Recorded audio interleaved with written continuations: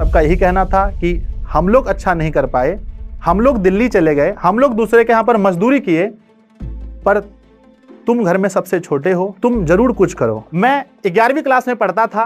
2016 में मेरा भी बोर्ड एग्जाम था और जिस बच्चे को मैं 10th पढ़ा रहा था उसका भी बोर्ड एग्जाम था 2016 में। तो गांव में ही बहुत लोग कहते थे, अरे क्या ही पढ़ा पाता होगा 10th क्लास का बच्चा, झूठ मूठ का रोड के किनारे नौटंकी कर रहा है।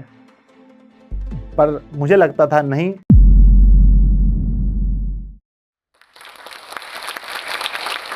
नमस्ते, मेरा नाम संजय कुमार है। मैं दिशा ऑनलाइन क्लासेस के माध्यम से कक्षा 10वीं, 11वीं और 12वीं के बच्चों को पढ़ाता हूं। आज मुझे जोश टॉक के माध्यम से अपनी पूरी कहानी आप लोगों को सुनाने का मौका मिला है। इसके लिए मैं जोश टॉक का बहुत बहुत धन्यवाद करता हूं। मेरा जन्म बिहार के कटिहार जिले के एक छोटे से गांव नवाबगंज में हुआ था। मेरा परिवार एक मध्यम वर्गीय परिवार था। मेरे परिवार में कुल माता पिता के अलावे हम 8 भाई बहन थे, 5 हमारे भाई और 3 बहन। गरीबी का आप अंदाजा इस बात से लगा सकते हैं कि जब हमारे गांव में किसी की भी शादी होती थी तो हमारे घर तक कार्ड नहीं आता था। क्यों? क्योंकि हम लोग बहुत गरीब थे और हमारा परिवार भी बहुत बड़ा था। हमारे परिवार के पास ना तो कोई अपना जमीन था और ना ही अपना घर। ऐसा इसलिए क्योंकि जहां मेरे पिताजी का मूल घर था वहां पर गंगा नदी के बहाव की वजह से वो पूरा कट चुका था। मेरे पापा, मम्मी और 2 बहनों का जन्म उस समय हो चुका था। उनको लेकर के नानी के यहाँ पर आ गए थे। नानी के यहाँ पर भी एक छोटा सा घर होने की वजह से वो लोग वहां पर भी नहीं रह पाए और फिर उन्हें सड़क के किनारे बिहार सरकार के जमीन पर घर बनाकर रहना पड़ा और पिछले 2 वर्षों तक वो लोग वहीं पर रहते थे। यानी मेरा भी जन्म सड़क के किनारे में ही हुआ है। जैसा कि मैंने बताया, हम सभी कुल 8 भाई बहन हैं। उस समय हमारे पिताजी एक मजदूर थे। मेरी मम्मी गृहिणी के साथ साथ चावल से मूढ़ी बना करके बाजार में बेचा करती थी। मम्मी ने बहुत सारे काम किए हैं, अगर मैं बोलना स्टार्ट करूं तो शायद मैं रो भी सकता हूं। मेरे पिताजी और मम्मी दोनों बिल्कुल भी नहीं पढ़े थे, पर शायद उन्हें यह चीज पता था कि बच्चों को पढ़ाना बहुत जरूरी होता है। तो वो लोग चाहते ना, मम्मी पापा दोनों चाहते थे कि हम लोग पढ़े। तो मेरी पढ़ाई कक्षा 1 से लेकर के 10वीं तक मेरे गांव से ही हुई है। और जब मैं पढ़ता था उस समय साथ में हमें घर के कुछ कुछ काम भी करने पड़ते थे। जैसे कि घर में अगर गाय वगैरह है तो उसके लिए मम्मी के साथ में घास वगैरह लेके आना और गाय को वो चारा काट के देना भी, और कभी कभी गाय को लेकर बाहर भी लेके जाना चराने के लिए। उसके बाद एक बार की घटना मैं आपको बताने वाला हूं कि मैं जब 9वीं क्लास में पढ़ता था तब मैं जब एक बार घास लेकर के आ रहा था अपने सिर पे, तो फिर बगल में ही मेरी स्कूल बगल में ही है, तो वहां से बच्चों की छुट्टी हुई और मैं उस दिन स्कूल नहीं गया था। तो मुझे देख करके बहुत सारे मेरे दोस्त लोग, सब लोग हंस रहे थे मुझे देख करके कि अब बताओ स्कूल छोड़ करके घास लेने चला गया। पर उन्हें नहीं पता था कि मेरी मजबूरी थी, उस दिन मम्मी घर पे नहीं थी और गाय के लिए मुझे लाना था। फिर भी मैंने उस समय कुछ नहीं किया है ना, और मैं चुपचाप घर चले गया। उसके बाद पहली बार मैं जीवन में 9वीं क्लास में मैं बहुत सीरियस हो गया। मुझे लगा कि सारी उम्मीदें मेरे ऊपर है और मैं भी अगर नॉर्मल ऐसे रह जाऊं तो क्या है ना कि अगर गांव में मैं अच्छा नहीं कुछ कर पाऊं तो मेरा बस एक ही ऑप्शन है, दिल्ली जाना, पापा के साथ मजदूरी करना, जो मेरे बड़े भैया लोग भी कर रहे थे। तो मैं 9वीं क्लास में मैं बहुत ज़्यादा सीरियस हो गया। मैंने सोचा 9वीं क्लास से ही अब हमें मेहनत करनी है क्योंकि आगे बोर्ड एग्जाम आ रहा है। बिहार में आप 10th क्लास का मतलब समझ सकते हैं, बिहार में क्या पूरे इंडिया में समझ सकते हैं। 10th क्लास हमारा पहला बोर्ड एग्जाम होता है, हमारी पहली सीढ़ी होती है जहां हमें अपना पूरा 100% देना होता है। तो हमने अपना पूरा 100% दिया और दे करके किसी को विश्वास भी नहीं था कि इस झोपड़ी का बच्चा, इस गरीब का बच्चा स्कूल में टॉप करेगा। और मैं उस समय अपने पूरे स्कूल में टॉप किया। तो मुझे बहुत सारे गांव के लोग भी बोले कि नहीं बहुत अच्छा है, बहुत अच्छा किया आपने। उसके बाद मेरी इंटर की पढ़ाई के लिए अब यहाँ पर आगे की मुझे लेना था कि भाई एक अच्छा स्ट्रीम लेकर के मुझे शहर जा करके पढ़ना है। कटिहार जो हमारा मेन टाउन था, वहां जाकर के मुझे इंटर की पढ़ाई करनी थी। लेकिन घर में हमारे पास हमारे इतने साधन नहीं थे कि मैं वहां पर रह करके 3-4-5 हजार रुपए तो महीने उसमें लगते थे। ये घटना है वर्ष 2014 की, जब मैंने मैट्रिक एग्जाम पास किया था। तब मुझे इंटर के लिए शहर जाना था, पर घर वालों ने भी मुझे कहा ये बात कि हाँ आप आराम से जाओ, जाकर के हम लोग आपको देंगे खर्चे। लेकिन मुझे लग गया था कि ये नहीं हो पाएगा, क्योंकि मुझे अच्छे से पता था घर की स्थिति क्या है। तो मैं नहीं गया, और गांव से ही मैंने कॉलेज तो मैंने शहर में ही नाम लिखाए, पर गांव से ही रोज ट्रेन से जाना और रोज ट्रेन से आना, ये मैंने स्टार्ट कर दिया। अब ये मेरी पढ़ाई की जर्नी मैं आपको बता रहा हूं। इंटर मैंने वहीं से किया, उसके बाद ग्रेजुएशन भी मैंने उसी कॉलेज से किया। लेकिन अब शिक्षक बनने की जर्नी में आपको बता रहा हूं कि मैं आखिर शिक्षक कैसे बन गया। जैसा कि आपको मैंने अभी बताया कि मैं ट्रेन से रोज पढ़ने जाता था और वहां से वापस आता था। तो दोस्त के घर पहले जाता था, उनको मैं ले करके, क्योंकि मेरा घर यहाँ है और तो मेरे दोस्त का घर यहाँ है, तो उसको मैं ले करके रेलवे स्टेशन जाता था। एक दिन जब मैं दोस्त के यहाँ गया तो दोस्त के घर में मुझे ये बोला गया कि मेरे घर में 3 छोटे छोटे बच्चे हैं और आपको इन्हें पढ़ाना है। तो मैं भी बहुत खुश हो गया कि चलिए पढ़ाना है, मैं खुद अच्छा स्टूडेंट रह चुका हूं, बच्चों को पढ़ाना है, तो मैंने भी हाँ कर दिया। पढ़ाना मुझे अच्छा लगता था, पैसे की मुझे जरूरत थी, मैंने हाँ कर दिया। पर 15 दिन के बाद मुझे ये बोला गया कि आप अपना हिसाब कर लीजिए और आप कल से पढ़ाने नहीं आइएगा। मुझे आज तक नहीं पता है कि आखिर उस दिन मैंने उसके पहले मैंने क्या गलती की थी जो मुझे ये बोला गया कि आप अपना हिसाब कर लीजिए। मुझे लगा कि पहली बार मुझे कहीं पर काम मिला है, क्योंकि मैं मजदूरी करके, मैं पैसा कमाना चाहता था पर मजदूरी करके नहीं कमाना चाहता। मैं चाहता था जो टैलेंट मेरे अंदर है मैं उससे पैसा कमाऊं। तो मैंने बोला कि नहीं, 15 दिन का क्या हिसाब करना। मैंने दोस्त को बोला कि मैं 15 दिन का क्या हिसाब करूंगा। तो मैं घर पे आके उस दिन बहुत रोया। रोने के बाद मैंने मम्मी को बोला कि 15 दिन मेरी हुई थी अभी पढ़ाने का, फिर मुझे मना कर दिया गया। तो फिर मैंने घर में बोला कि मैं कोचिंग पढ़ाना चाहता हूं। तो भैया लोग बोले कि हम लोग तो मजदूर बन ही गए हैं, हम लोग तो काम कर ही रहे हैं, तुम कोचिंग क्यों पढ़ाना चाहते हो? कोई सरकारी नौकरी ले लीजिए, काम मेहनत करके सरकारी नौकरी ले लो, फिर सब कुछ ठीक हो जाएगा। लेकिन मम्मी, आप हमेशा जानते हैं माँ तो माँ होती है, वो हमेशा ये चाहती है कि आपको जो अच्छा लगे आप वो कीजिए जीवन में। मम्मी ने कहा, अगर आपको, मम्मी ने कहा, उस समय 11th क्लास में ही पढ़ रहा था। मम्मी ने कहा कि यदि तुम साथ में पढ़ाई मैनेज कर सकते हो और कोचिंग भी पढ़ा सकते हो तो कोचिंग तुम खोल लो। मैंने जगह के लिए आसपास 2-3 लोगों को बोला कि मुझे जगह की जरूरत है, तो फिर उस समय कोई भी मुझे जगह देने के लिए भी तैयार नहीं हुए। तो फिर क्या हुआ ना कि एक गाय को रखने के लिए सरकारी जमीन में हम लोग रहते थे, वहीं पर सड़क के किनारे एक छोटा सा घर बना था। तो मम्मी ने बोला कि साधन तो वही है, लास्ट ऑप्शन वही है, बगल से कोई एक ऐसा मिनट नहीं है जब वहां से 10 गाड़ियां नहीं पास होती हैं, उसके एकदम जस्ट बगल में हमेशा खतरा, कोई गाड़ी चले जाए तो फिर कुछ हो सकता है। मम्मी ने बोला बस एक ऑप्शन वही बचा है, पढ़ाना है तो पढ़ा लो। मैंने गायों को सब कुछ हटाया वहां से, उनको पीछे हमने शिफ्ट किया। वहां पर पूरा साफ सुथरा कर करके एक ईटा उटा दे करके बिछा करके हमने वहां पर स्टार्ट किया। मैं 11वीं क्लास में पढ़ता था। 2016 में मेरा भी बोर्ड एग्जाम था और जिस बच्चे को मैं 10th पढ़ा रहा था उसका भी बोर्ड एग्जाम था 2016 में। अब ये बहुत बड़ी बात है कि 11th क्लास में मैं उसमें पढ़ता था, मैंने स्टार्ट किया, लेकिन 12th में मुझे भी बोर्ड देना था, बच्चों को भी देना था। मैं अपनी बोर्ड से ज्यादा बच्चों की चिंता करता था। मैं भगवान से हमेशा यही प्रार्थना करता था कि भगवान 10 नंबर मेरे कम आ जाए, पर मेरे बच्चों के 10-10 नंबर बढ़ जाने चाहिए चारों के। और दिन रात मेहनत करता था। बच्चे भी बहुत मेहनती थे, पढ़ने में कमजोर जरूर थे पर मेहनती बहुत थे। मैंने उस समय उन लोगों को बहुत अच्छे से पढ़ाया और 4 में से 4 बच्चे पास हो गए, अच्छे अंक से पास हो गए और मेरा भी रिजल्ट बहुत अच्छा रहा। वहां से मुझे बहुत मोटिवेशन मिला कि हाँ अब मैं तो पढ़ा सकता हूं। लेकिन याद रखिएगा हमेशा, कोई भी जर्नी इतनी आसान नहीं होती है जितनी आसान से मैं आपको बता रहा हूं। ऐसे ऐसे जब आप पढ़ाना स्टार्ट करेंगे, 11th क्लास का कोई लड़का, 10th क्लास में आप गांव में बच्चों को पढ़ा रहे हैं, तो गांव में ही बहुत लोग कहते थे अरे क्या ही पढ़ा पाता होगा 10th क्लास का बच्चा।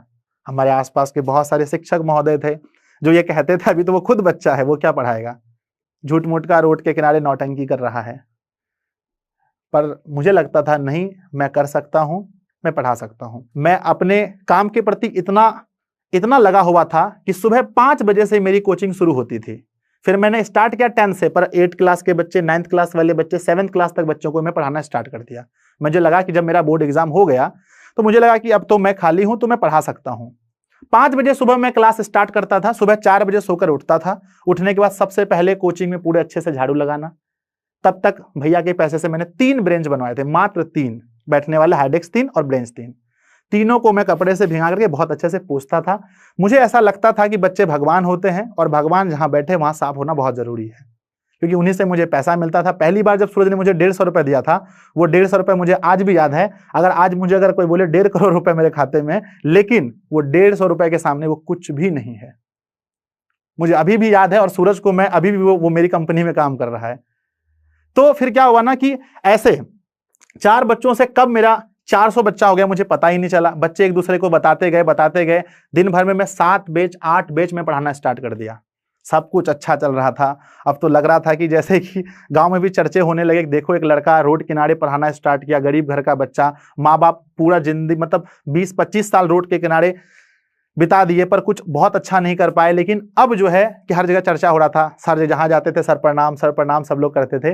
लेकिन एक चिंता मुझे हमेशा सताती थी, प्राइवेट तो प्राइवेट होता है, अगर किसी कारणवश एक दिन के लिए भी मेरी कोचिंग बंद हो जाती है या मैं पढ़ाना बंद कर देता हूं, तो मैं फिर क्या करूंगा।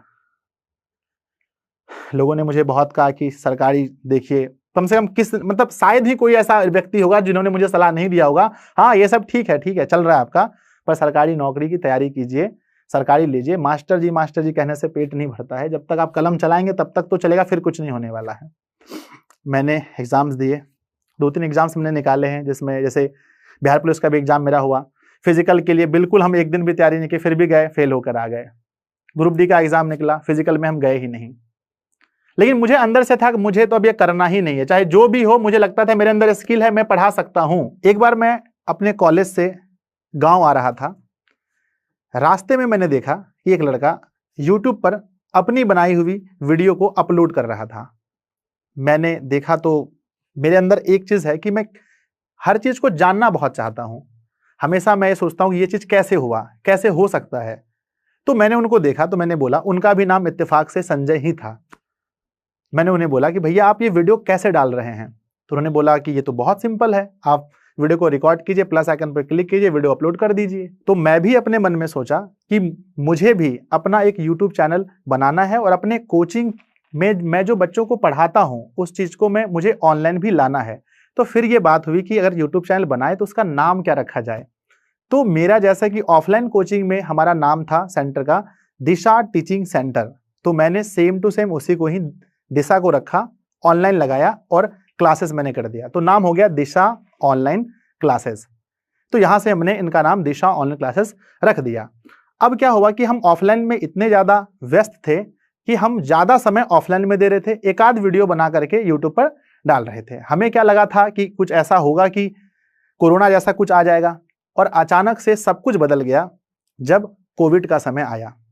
सारे ऑफलाइन सेंटर्स बंद हो गए, हमारे कोचिंग में जितने भी 300-400 बच्चे पढ़ने आ रहे थे सब कुछ एकाएक बंद हो गया। जब बंद हुआ तो हमारे यूट्यूब पर 200 से 250 लोग ही जुड़े हुए थे। तो मैं यूट्यूब पर पढ़ाता ये संभव नहीं था। लेकिन मैं जब से कोचिंग स्टार्ट किया था तब से मेरा फेसबुक पर एक अकाउंट बना था और मैं कुछ फोटोज वगैरह वहीं पर पोस्ट करता था। तो बहुत सारे दोस्त होते हैं, जैसे आपको अच्छे से पता होगा, 5000 मित्र आप उसमें बना सकते हैं। तो वो लोग मेरी फोटो को लाइक्स वगैरह करते थे, कमेंट्स करते थे अच्छे अच्छे। तो मुझे लगा कि मैं फेसबुक पर ही लाइव आकर के मैं एक बार इसकी जानकारी दे देता हूं कि मेरा एक यूट्यूब चैनल है या मैं फेसबुक पर ही पढ़ाऊंगा। तो मैं अचानक से एक दिन अपने अकाउंट पर फेसबुक पर मैं लाइव आ गया। लाइव आने के बाद मैंने कहा, नमस्ते, मैं एक शिक्षक हूं, मैं कक्षा 10वीं के बच्चों को पढ़ाता हूं। अगर आपके घर में कोई विद्यार्थी है तो आप, अगर वो अभी तो कोविड का टाइम है तो स्कूल कोचिंग सेंटर सब बंद है, तो वो मुझसे ऑनलाइन क्लासेस कर सकते हैं। तो फिर आप समझ रहे हैं कि सब तरह के लोग होते हैं। कुछ लोगों ने तो पॉजिटिव रिस्पॉन्स दिया कि हाँ ठीक है, मेरे घर में कोई है, आपसे पढ़ लेगा। कुछ लोगों ने तो नीचे कमेंट किए कि फेसबुक में भी कोई हो सकती है, पढ़ाई हो सकती है क्या, अटपटे कमेंट्स नीचे आए। पर मुझे इससे कोई असर नहीं पड़ा। मैंने सोचा कि नहीं, अब तो मात्र एक ही ऑप्शन है ऑनलाइन पढ़ाने का, और फिर मैं वहां पर पढ़ाने लगा। और उसमें 300-400 लोग लाइव में जुड़ने लगे। जैसे मैंने ये बताया कि मेरा यूट्यूब चैनल का नाम दिशा ऑनलाइन क्लासेस है, और फिर वहां से बच्चे आकर के मुझे यूट्यूब पर मुझसे ज्वाइन हुए, और ऐसे करके हमारा यूट्यूब पर धीरे धीरे जुड़ने लगे। जब 5000 लोग जुड़ गए यूट्यूब पर हमारे साथ, तो हमने फिर यूट्यूब पर लाइव आने का फैसला लिया। तो अब क्या हुआ कि अब यहां से यूट्यूब की जर्नी शुरू होती है। अब ये साल है 2021 का, जब मैं बच्चों को यूट्यूब पर पढ़ा रहा था।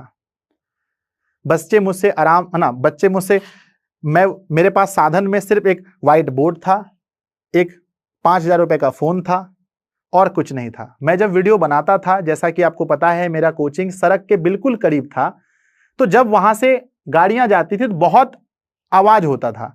तो बच्चे कहते थे सर आप पढ़ाते तो ठीक हो, समझ में सब कुछ आता है, पर ये गाड़ी का इतना आवाज जो होता है, इससे पढ़ाने में थोड़ा सा भी मन नहीं, मतलब हम लोग का नहीं लगता है, तो प्लीज इसका कुछ उपाय कीजिए।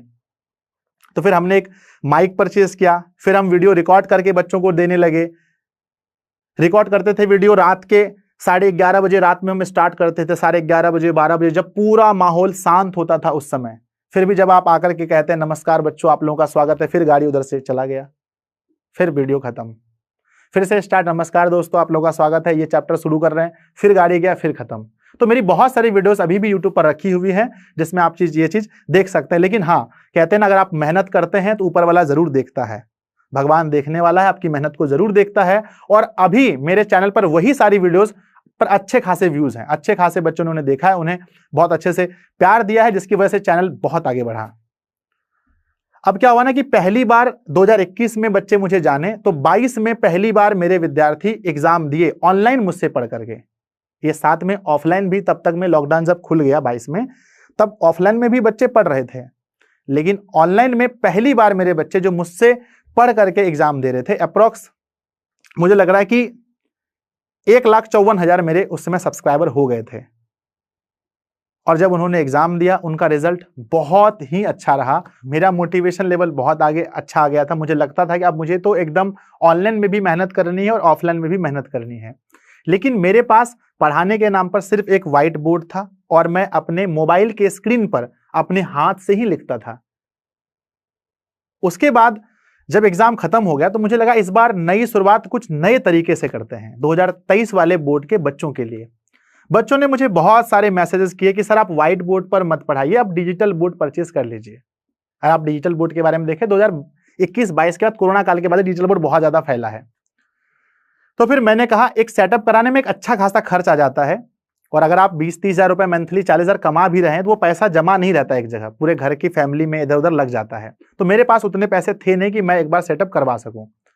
तो बच्चों ने कहा कि सर हम सभी लोग आपकी मदद करना चाहते हैं, आपने हमें फ्री में पढ़ाया ऑनलाइन, तो हम लोग आपकी मदद करना चाहते हैं। तो मैं ना चाहते हुए भी मैंने एक बार बोला ठीक है, तो आप लोग मेरी मदद कीजिए। और मैंने एक वीडियो बनाया, उस वीडियो पे अप्रोक्स 60,000 उसमें व्यूज गए थे, और बच्चों ने मुझे जो पैसे दिए वो अमाउंट 2 लाख से भी ज्यादा था। मैं सच कह रहा हूं, आप जानकर हैरान हो जाएंगे कि बच्चे किसी टीचर से इतना प्यार कर सकते हैं। उन्होंने, जबकि मैंने बोला था आप 1 रुपए से लेकर जो भी आपका मन करे, 1 रुपए, 2 रुपए, 10 रुपए, जो भी आपको भेजना अपने मन से भेज दीजिए, आप लोग चाहते हैं तो। 2 लाख से भी ज्यादा रुपए बच्चों ने मुझे भेजा था। और मैंने एक डिजिटल बोर्ड और कुछ पैसे मैं अपने लगा करके, मैं एक डिजिटल बोर्ड, एक कैमरा, एक सिस्टम, बैटरी, इन्वर्टर, सब कुछ हमने परचेज कर लिया था। उसके बाद हम लाइव जाने लगे, सब कुछ अच्छा गया। और 2023 मैंने अपने पूरे लाइफ का जो सबसे ज्यादा मेहनत किया है बच्चों को पढ़ाने के लिए, ऑनलाइन हो या ऑफलाइन हो, 2023 में हमने पूरा किया, पूरा जान जी झोंक दिया हमने। उसके बाद 23 में जब रिजल्ट आया बिहार बोर्ड में, तो बिहार बोर्ड ने 91 बच्चों को टॉप 10 में जगह दिया। 1 से लेकर 10 रैंक में 91 बच्चों का नाम दिया। एक रैंक में 3, 4, 5 बच्चे होते हैं। उसमें 20+ स्टेट टॉपर दिशा ऑनलाइन क्लासेस के एप्लीकेशन से, यूट्यूब से पढ़ने वाले बच्चे थे। जब 20+ स्टेट टॉपर के नाम आए, और उसमें से जो सबसे अच्छा रैंक था वो रैंक 4 था, शुभम कुमार जमुई जिला से। उसके बाद मुझे ये लगा कि 4th रैंक तक हम जा सकते हैं, तो एक समय वो भी आएगा जब हम 1 रैंक पर भी हमारे बच्चे होंगे। और 2024 का रिजल्ट फिर से मैट्रिक का आया और इस बार आपको जानकर हैरानी होगी कि 51 टॉपर बिहार बोर्ड ने इस बार जारी किए। उसमें से 15 प्लस स्टेट टॉपर दिशा ऑनलाइन क्लासेस से थे। ध्यान से सुनिएगा, रैंक 1, रैंक 2, रैंक 3 तो थे ही, रैंक 5 भी थे, रैंक 8 भी थे, रैंक 9 भी थे, रैंक 10th भी थे। एक साथ कहते हैं ना, आप मेहनत करते रहिए, भगवान आपको एक बार इतना देगा कि फिर आप सोच नहीं सकते हैं। जिसकी सारी वीडियो, सारे इंटरव्यूज हमारे चैनल पर रखे हैं। ऐसे ही अब हम बच्चों को पढ़ाते जा रहे हैं और सबका प्यार अच्छे से मिल रहा है, हम आगे बढ़ते जा रहे हैं। अभी हमारे पास जो बच्चों का प्यार है, हमारे 10 यूट्यूब चैनल हैं, जिसमें से सबसे मेन चैनल दिशा ऑनलाइन क्लासेस है, जिसपे 13 लाख प्लस बच्चे जुड़े हुए हैं। दिशा हिंदी क्लासेस है, 4 लाख लगभग है उसमें। दिशा साइंस क्लासेस है, दिशा कॉमर्स क्लासेस है, दिशा आर्ट्स क्लासेस है। उसके बाद जूनियर हमने स्टार्ट किया और आप लोगों की प्यार की वजह से आप लोगों ने कहा कि अब हम 12th भी पास कर गए, हम लोग कॉम्पिटिटिव के लिए कहाँ जाए, हमने टीम भी है, दिशा कॉम्पिटिटिव चैनल भी लॉन्च हो चुका है। 9th के लिए हम लोगों ने दिशा स्टार्ट कर दिया है और ऐसे करके हमारे पास 10 चैनल है और सब कुछ चल रहा है। और जितने भी शिक्षक दिशा ऑनलाइन क्लासेस से जुड़ के बच्चों को पढ़ा रहे हैं, आप सभी का मैं इस इंटरव्यू में सबसे पहले बहुत बहुत धन्यवाद कर रहा हूं और आप सभी बच्चों का भी बहुत बहुत धन्यवाद है। अभी अगर मैं अपना पीछे मुड़ के देखूं तो कहां सड़क के किनारे एक छोटा सा मिट्टी का घर, और आज मेरे पास सब कुछ है। एक बहुत ही अच्छा घर बनाया मैंने। उसके बाद मेरे पास खुद की जमीन है, इतनी जमीन है कि अब जहां पर भी रहना चाहे हम रह सकते हैं, पूरी फैमिली रह सकती है और सब कुछ मेरे पास है। और मैं कहना चाहूंगा कि सभी लोग अच्छे से मेहनत करें। सकता है दुनिया में, मतलब कि आप सच्चे से मेहनत करते हैं तो कहीं से लेकर कहीं तक पहुंच सकते हैं, जैसे कि मैंने अपनी लास्ट